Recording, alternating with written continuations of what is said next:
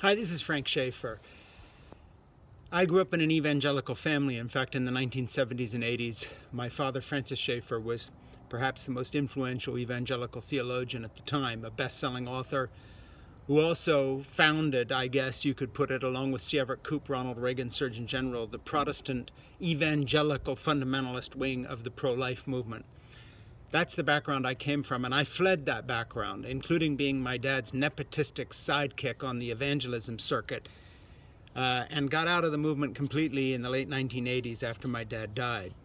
That's the perspective I bring to what I'm about to say.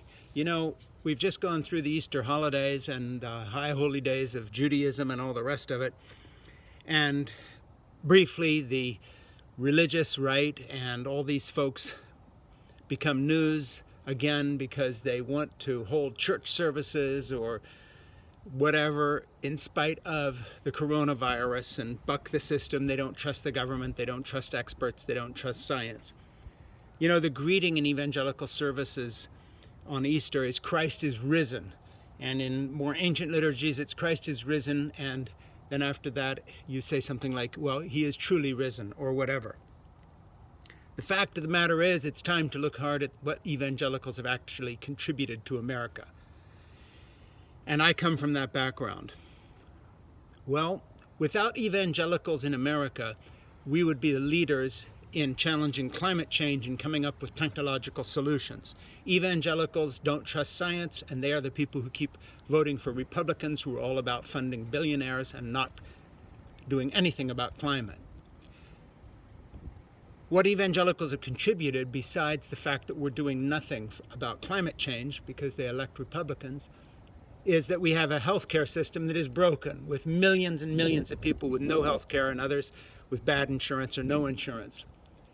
You can thank an evangelical for the fact that our health system has been overwhelmed by COVID-19, because you can thank them for electing Donald Trump, but you can also thank them for years of mistrust of all social programs to help people.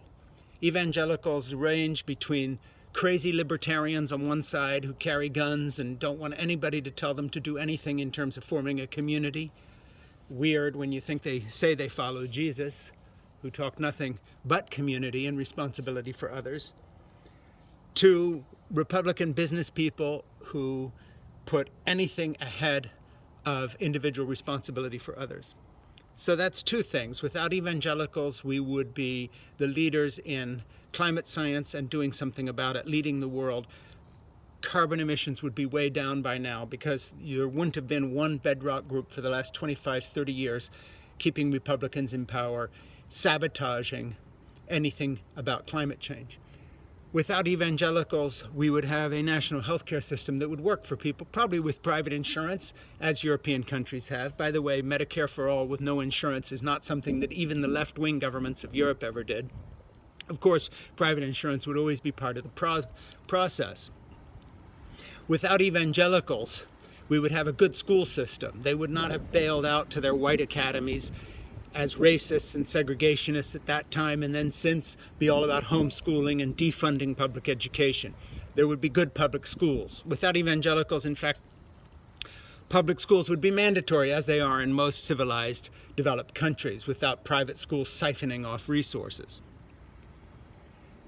Without evangelicals, we would have done something about the tax system that favors the rich and punishes the working poor.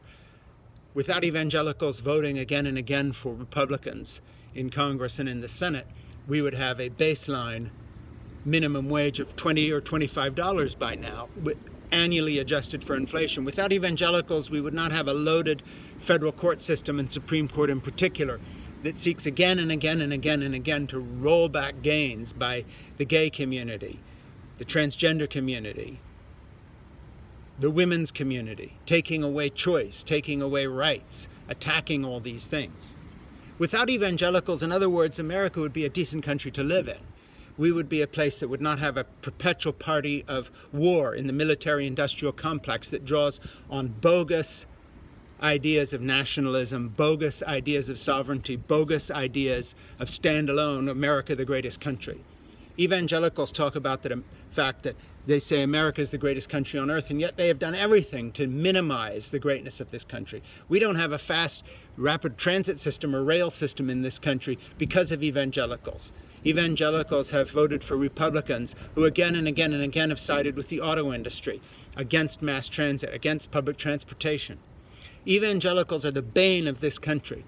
In the 2020 election coming up, it will be evangelicals who are trying to gerrymander and hang on to the white supremacy movement against both minorities, but also women and urban voters, by doing everything from trying to stop voting by mail, as Donald Trump is doing, even trying to destroy the United States Post Office. By the way, parenthetically, post office are a mark of civilization. Ask a Roman, ask any civilized nation on earth that has ever had a workable system of government, whether they had a postal system. They all did, all the way back into antiquity. Without evangelicals, we would not have a gerrymandered system across the country favoring minorities, putting them in power through the Electoral College when the majority vote by millions is trying to throw these people out. Evangelicals are now the bane of the United States. They may tell each other that Christ is risen, but clearly they don't believe it.